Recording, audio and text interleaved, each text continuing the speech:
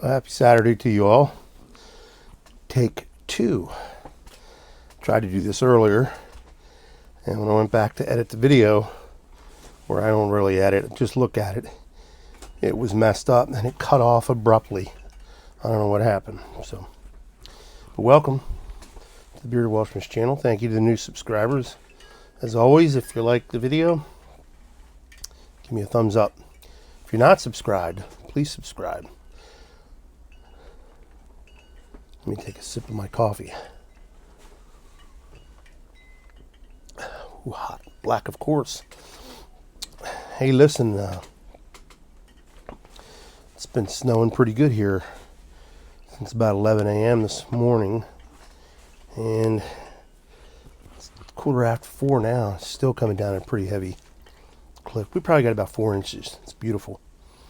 I like the snow. It makes everything quiet. It's like a sound dampener with everything. And I kind of like that. But it's cold. It is cold. I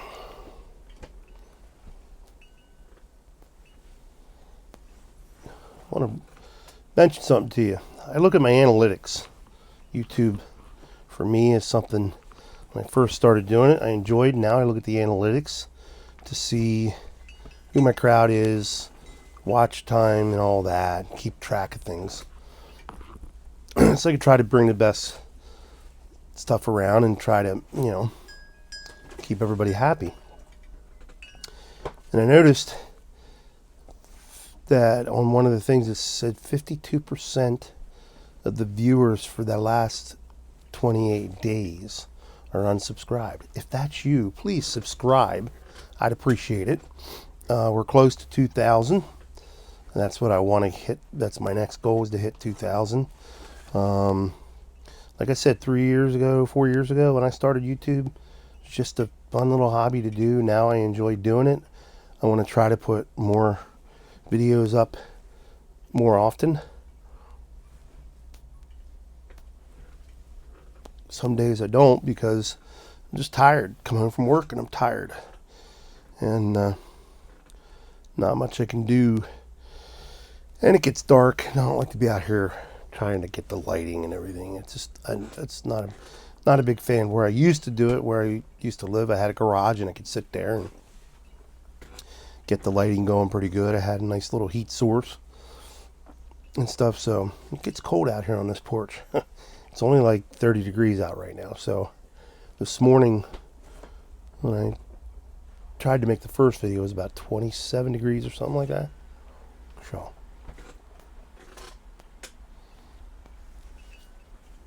but it is a beautiful Saturday,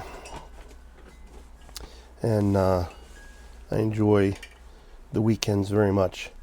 When you work, you enjoy the weekends a whole lot more. When you're at work 40 plus hours a week, when you get home, you want to be home.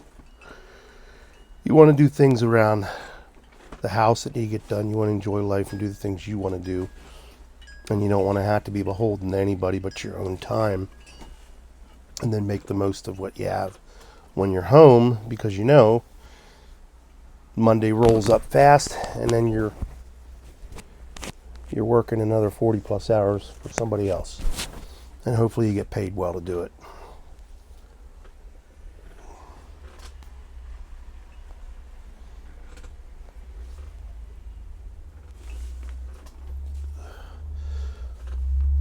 When I read or I watch something TV or on the TV or something, try to make it something worthwhile, something for me, something I can learn. Excuse me for yawning. I've been tired today.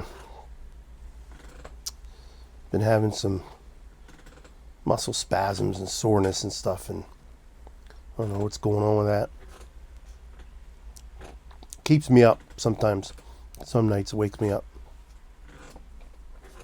Anyhow, when I read something or I watch something on TV,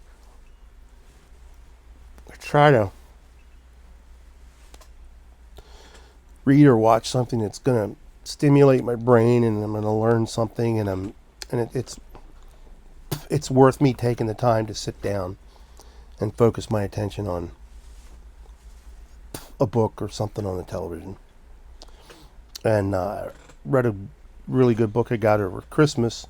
It's it's a quick biography summary. I call it a quick biography summary. Winston Churchill's life. 'Cause it's not really that. The book's only about that thick. I thought it was thicker than that. When I got it, I was like, oh, okay, well. And it's only about 12 chapters. And they're short chapters. And it just quickly takes you through the progressions of Winston Churchill's life. And he's one of my favorite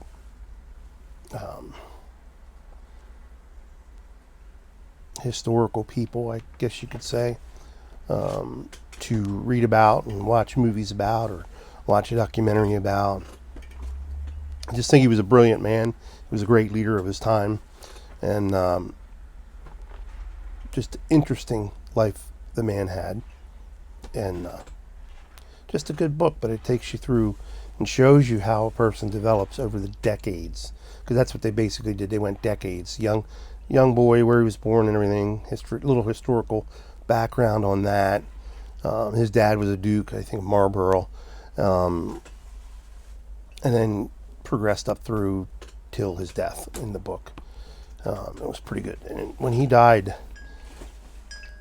huge funeral. So, but a great leader.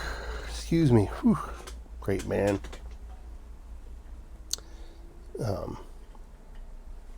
He liked cigars.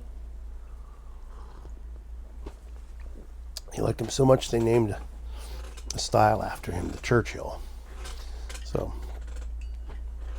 and then I watched a really good documentary, about 2 hours long, about it's called It Ain't Over Till It's Over. It was about Yogi Bear, the great Yankees catcher, and how he's been overlooked and underrated as one of the greatest baseball players of all time to play the game. In my opinion, he's the greatest Yankee to put on a uniform, if not one of the greatest, because you got Lou Gehrig's, you got the Mickey Mantles. Lou Gehrig was there a short while, but you got Mickey Mantle, you got Babe Ruth. I mean, you got DiMaggio, you got all those guys. So DiMaggio is another good one.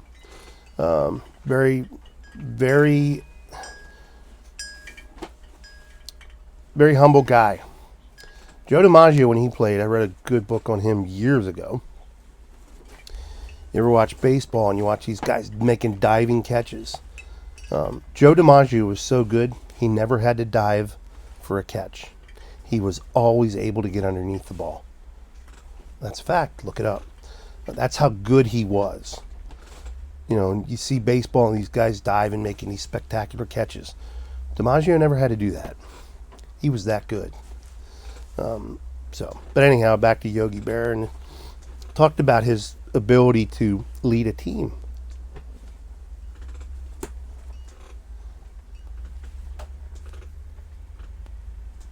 Catchers are like the quarterback of a team. They lead the team. They have to know what position is doing what at all times. They have to know what the opposing team, in Yogi Bear's case, the batters, what they were capable of, how they hit, what their batting percentages were. Were they a strong, powerful hitter? Were they guys that like to hit short pop balls and run? What kind of a base runner were they? I mean, you had to know all that stuff to be a catcher. And Yogi Bear was the captain of the team, and for a long time, he was the captain of the Yankees baseball team, multi MVPs, and he was there so long. He's got more rings than anybody else. 10 World Series rings as a Yankee catcher, plus 2 as coaches. One for, can't think of the other team. I believe the other one was for the Yankees. So very underrated player, but an incredible leader. Very humble. He didn't go out there and say, "But I'm Yogi Bear. I'm the greatest. You need to respect me and show me respect." I mean, here's how disrespected the guy was. And I never thought of it this way until I saw the documentary and listened to his family talking about it. They made a cartoon based on him, Yogi the Bear, a buffoon of a bear. And they said Yogi Bear never watched the cartoon. He didn't like it. But he never openly said anything. He never complained in public. He never said anything. He never demanded to be respected more than Mantle or DiMaggio or any of those guys who seemed to grab all the headlines in baseball. Never did. Wasn't the kind of guy he was. That's the mark of a great leader.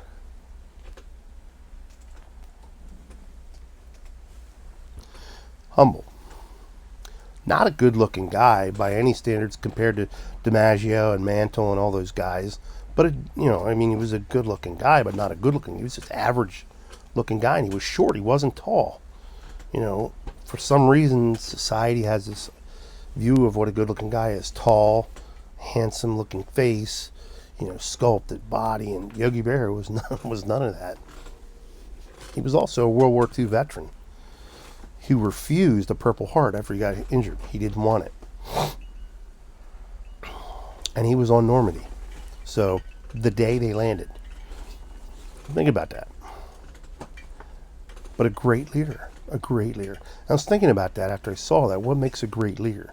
And 3 things, maybe 4 that I came up with is someone, and in no particular order, someone who's humble. Someone who is confident enough to know that they don't know everything and acknowledges their weaknesses. And someone who has the ability to either place the right people around them or work and build the right team and abilities around them. That could be sound counsel. It could be people who have the ability to do things that you can't do and stuff like that. Yogi Bear was the epitome of that. He did that. It was amazing. 10 World Series. 10. That man led the charge, and he was in more than 10. Think about that. But they won 10 with him.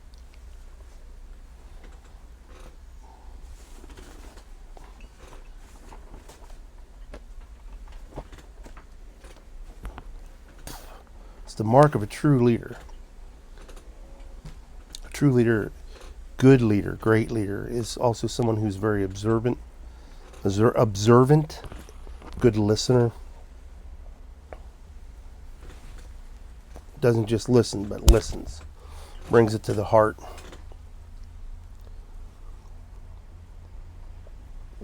And has the wisdom to know when to acknowledge people that are within his authority and pay them compliments and reward them. There's quarterbacks, many quarterbacks will tell you, they would take their offensive line out for dinner every week. Can you imagine how expensive that would be? But with their salaries, still, it's expensive. And they would treat them with great respect, and they would care for their offensive line because they knew those guys are the ones that are going to protect them. That is wisdom in leadership. Those that work underneath you, under your authority, you take care of them, they'll die for you.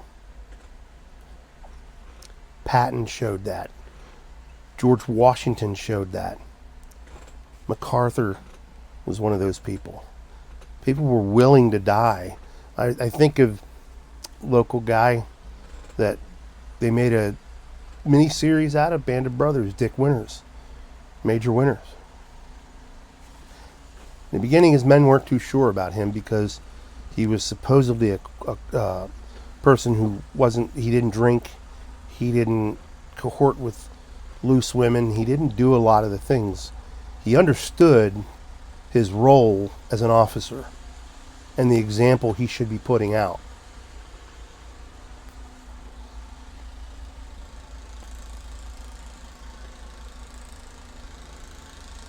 It's amazing that guy didn't become a general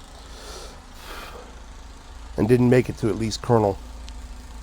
Or else maybe he did before, because I know he got called back in to help out with some things during Korea. But same thing, his men, by the end of that miniseries, and I guess it was a couple years during the war, not far into the war,